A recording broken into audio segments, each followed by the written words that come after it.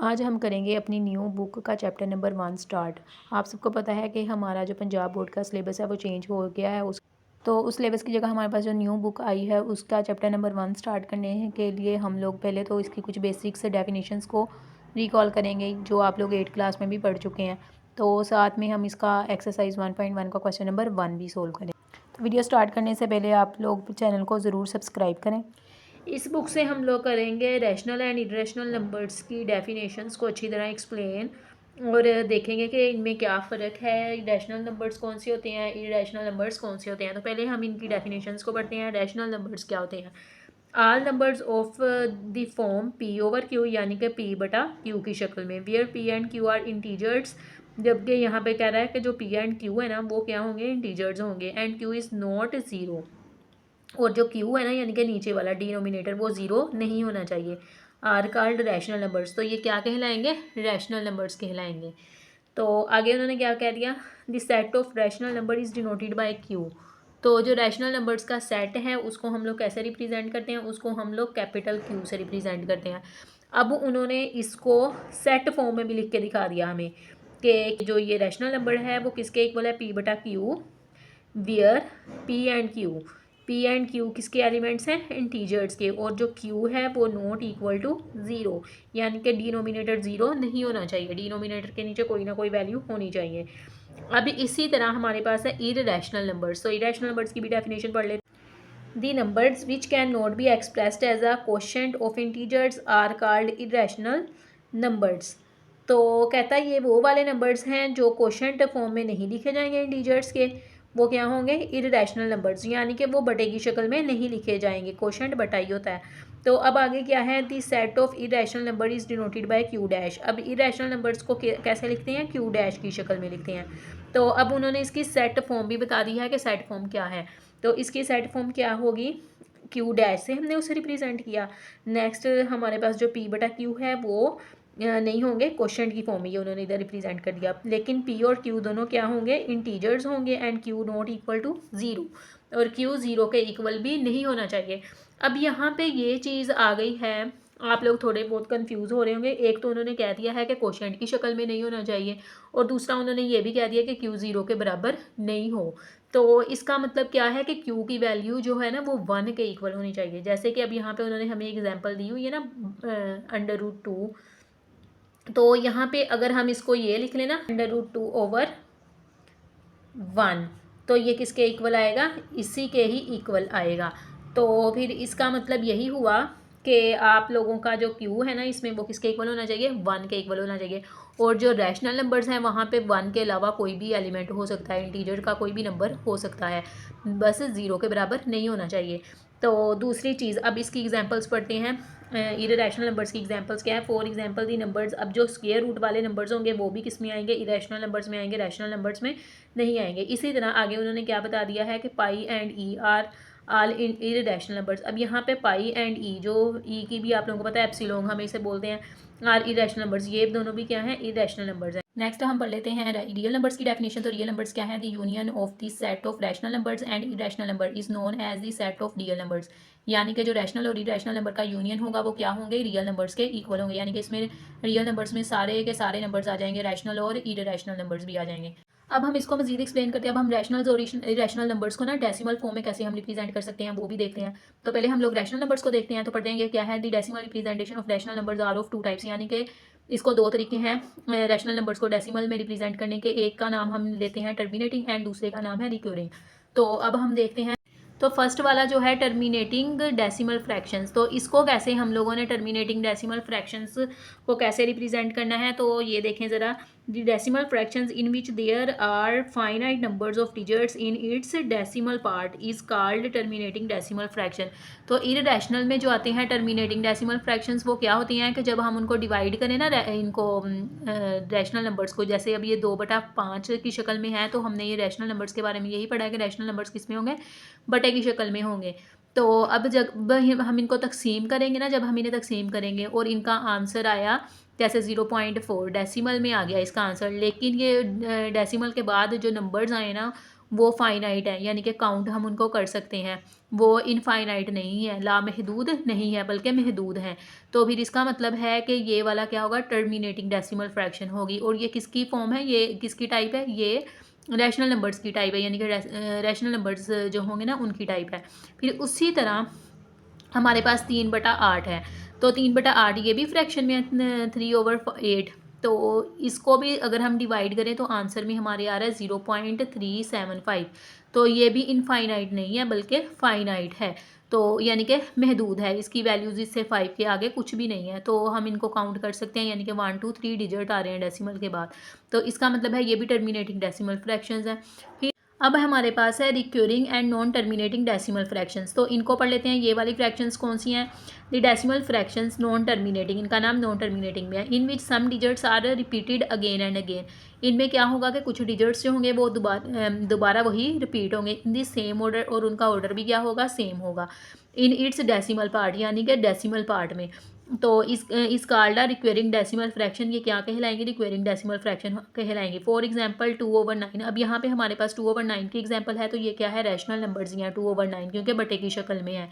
अब जब हम इन्हें तकसीम करेंगे तो इसका आंसर क्या आएगा, 0.222, और ये होगा भी क्या, इनफाइनाइट होगा, यानी कि ये महदूद नहीं होगा बल्कि लगातार जारी ही रहेगा। और इसके देखें ये 2 2 2 2 रिपीट हो रहे हैं सेम ऑर्डर के साथ, तो इसका मतलब क्या है, डेसिमल पार्ट में। तो ये क्या है, नॉन टर्मिनेटिंग डेसिमल फ्रैक्शन। इसी तरह हम अगली एग्जांपल देख लेते हैं, 4/11। तो 4/11 को भी जब हम डिवाइड करेंगे तो आंसर आएगा 0.363636, यानी कि 36 और 3636 सेम ऑर्डर के साथ रिपीट हो रहे हैं। तो ये हमारे पास क्या है, नॉन टर्मिनेटिंग डेसिमल फ्रैक्शन। अब हम देखते हैं इररेशनल नंबर्स के बारे में। इररेशनल, अच्छा पहले हम टर्मिनेटिंग डेसिमल फ्रैक्शन और नॉन टर्मिनेटिंग के दरमियान फ़र्क देख लेते हैं। जो टर्मिनेटिंग होगी वो क्या होगी, फाइनाइट होगी, और जो नॉन टर्मिनेटिंग होगी वो इनफाइनाइट होगी। और दूसरी चीज़ उसमें क्या होगी कि उसके डेसिमल पार्ट में जो भी डिजिट आएगा वो रिपीट होगा, वही रिपीट होगा, कोई न्यू डिजिट नहीं आएगा। अब हम पढ़ेंगे इरेशनल नंबर्स। तो इरेशनल नंबर्स कौन से होंगे, it may be noted that the decimal representation for irrational numbers are neither terminating nor repeating in blocks. तो अब यहाँ पे उन्होंने इस लाइन में क्या कह दिया है कि जो डेसिमल रिप्रेजेंटेशन होगी ना इरेशनल नंबर्स की, वो नाइदर टर्मिनेटिंग। अब नाइदर टर्मिनेटिंग का मतलब क्या है, कि हमने टर्मिनेटिंग में पढ़ा था ना कि जो हमारे पास डेसिमल पार्ट होगा वो फाइनाइट होगा। तो नाइदर टर्मिनेटिंग का मतलब ये है कि यहाँ पे डेसिमल पार्ट क्या होगा, इनफाइनाइट होगा, और नॉट रिपीटिंग इन ब्लॉक्स। और लेकिन साथ में उन्होंने ये भी बता दिया है कि वो इनफाइनाइट होगा, लेकिन उसके जो होंगे ना डेसिमल पार्ट वो रिपीट्स नहीं होंगे। जैसे कि हमारे पास ये वाला नॉन टर्मिनेटिंग डेसिमल फ्रैक्शन जो पड़ी थी उसमें हमने पढ़ा था ना इनफाइनाइट, लेकिन उसमें जो वैल्यूज़ थी वो क्या हो रही थी, रिपीट हो रही थी। लेकिन इसमें इनफाइनाइट तो होगा लेकिन वो रिपीट नहीं होंगी। तो नेक्स्ट हम पढ़ लेते हैं, the decimal form of an irrational numbers would continue for ever and never begin to repeat the same block of the digit. अब यहाँ पे भी इस लाइन में भी पहले वाली ही बात कर दी गया कि वो जारी रहेंगे हमेशा, लेकिन उनकी जो वैल्यूज़ है ना वो रिपीट नहीं हो रही होंगी। अब उन्होंने एग्जांपल बता दिए हैं कि जो स्क्वायर रूट वाली वैल्यूज़ होंगी वो इरेशनल नंबर्स में आएंगी। इसी तरह जो पाई वाली वैल्यू, पाई और एप्सिलॉन की वैल्यू है, ये सारी वैल्यूज़ किस में आएंगी, इरेशनल नंबर्स में आएंगी।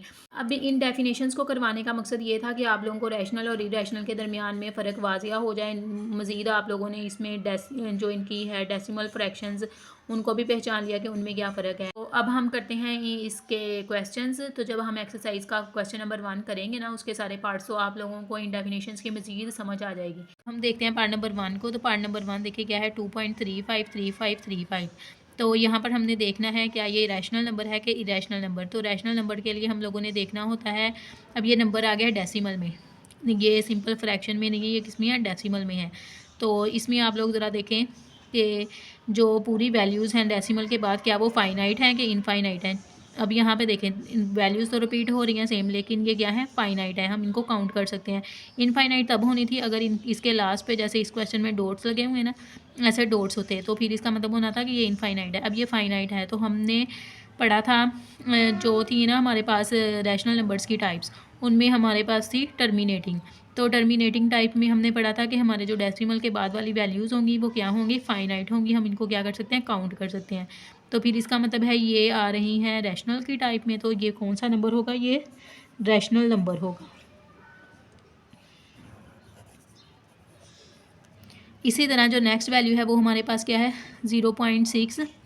तो इसको देखें ज़रा, 0 पॉइंट ये 6 बार का क्या मतलब है, इस 6 बार का मतलब है कि ये 6 बार बार रिपीट हो रहा है और इनफाइनाइट है।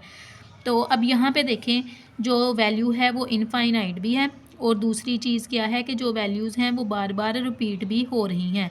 तो इस वाले क्वेश्चन में बार बार रिपीट हो रही थी लेकिन क्या थी, इनफाइनाइट नहीं थी बल्कि फाइनाइट थी।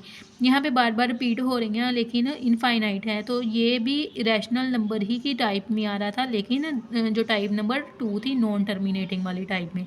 तो फिर इसका मतलब है कि जो पार्ट नंबर 2 है वो भी किस में आ रहा है, रैशनल नंबर में।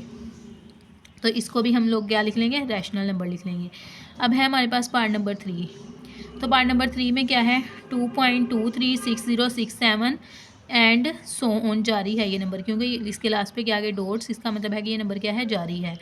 तो अब यहाँ पर देखिए जो हमारे पास डेसिमल पार्ट है वो है तो इनफाइनाइट, लेकिन उसकी जो वैल्यूज़ हैं वो क्या हैं, वो एक जैसी नहीं है। वो जैसे इन दोनों में थी ना सेम, इसमें भी सेम थी, सेम वैल्यूज़ रिपीट हो रही थी और इसमें भी सेम वैल्यू 6 ही रिपीट हो रहा था। लेकिन इसमें इनफाइनाइट तो है लेकिन जो वैल्यूज़ हैं वो रिपीट नहीं हो रही, वो क्या है, डिफरेंट है। तो इसका मतलब है कि ये जो रैशनल नंबर वाली टाइप्स है ना उन दोनों टाइप्स में नहीं आ रहा बल्कि ये आ रहा है इररेशनल नंबर में। तो इसको हम क्या लिखेंगे, इररेशनल नंबर। इसी तरह जो हमारे पास पार्ट नंबर 4 है इस पे क्या आ गया, स्क्वायर रूट आ गया। ये भी हम लोग पढ़ चुके हैं कि ये किन में आता है, जिनमें स्क्वायर रूट हो वो कौन से होते हैं, इररेशनल नंबर।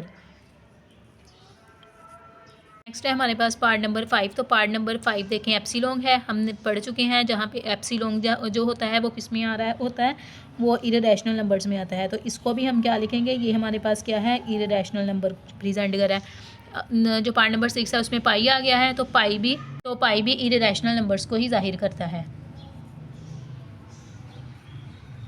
फिर है हमारे पास पार्ट नंबर 7। तो पार्ट नंबर 7 में भी हमारे पास इस पूरी वैल्यू में एक स्क्वायर रूट वाली वैल्यू है और स्क्वायर रूट वाली में एक वैल्यू प्लस हो रही है। तो अगर इस तरह की कोई सिचुएशन हो गया जिसमें स्क्वायर रूट वाली वैल्यू और उसके साथ एक वैल्यू क्या हो रही हो, ऐड हो रही हो, तो वो भी इररेशनल नंबर में ही आएगी। अब पार्ट नंबर 8 में जो दोनों वैल्यूज़ हैं वो क्या हो रही हैं, ऐड हो रही हैं और दोनों की दोनों क्या है, स्क्वायर रूट में आए, तो ये भी इररेशनल नंबर्स में ही आएंगी। तो इसको भी हम लिख लेते हैं, ये हमारे पास क्या है, इररेशनल नंबर है। मैं हमारे पास पार्ट नंबर 9। तो पार्ट नंबर 9 है फ्रैक्शन की सूरत में। तो इसमें आपने देखना है क्या जो फ्रैक्शन के ऊपर और नीचे हैं दोनों वैल्यूज़ इंटीजर हैं। तो ये है 15 भी किस में आ रहा है, पॉजिटिव इंटीजर्स में, और नीचे है 4, ये भी किस में आ रहा है, पॉजिटिव इंटीजर्स में। तो ऊपर और नीचे वाली दोनों वैल्यूज़ इंटीजर्स हैं। अगर फ्रैक्शन में दोनों वैल्यूज़ इंटीजर हों, नोमिनेटर वाली और डिनोमिनेटर वाली, तो वो हमारे पास आएगा रैशनल नंबर में। तो ये लास्ट पार्ट हमारे पास है 10। तो इसमें क्या है, 2 माइनस स्क्वायर रूट 2 फिर 2 प्लस स्क्वायर रूट 2, ये दोनों वैल्यूज़ आपस में क्या हो रही हैं, मल्टीप्लाई हो रही हैं। तो हम इनको सोल्व करके देखेंगे। तो जब हम सोल्व करेंगे तो हम एक फार्मूला पढ़ चुके हैं, a minus b a plus b. तो ये किसके इक्वल आता था, a square minus b square के इक्वल। तो यहाँ पर भी वही चीज़ है, सेम वैल्यूज़ हैं लेकिन उनके साइन क्या है, मुख्तलिफ है। एक में माइनस आ रहा है और एक में प्लस आ रहा है। तो हम इसको कैसे करेंगे सोल्व, तो इसको हम सोल्व करेंगे, 2 का स्क्वायर आ जाएगा माइनस अंडर रूट 2 का स्क्वायर आ गया। तो ये 2 का स्क्वायर किसके इक्वल आया, 4 माइनस अंडर रूट, ये स्क्वायर रूट इसके साथ कैंसिल हो गया, पीछे क्या बचा 2। तो आंसर में क्या आ गया, 2 आ गया। तो 2 हमारे पास क्या है, इंटीजर है जी। तो इसका मतलब है जो नंबर है वो क्या है, रैशनल नंबर है।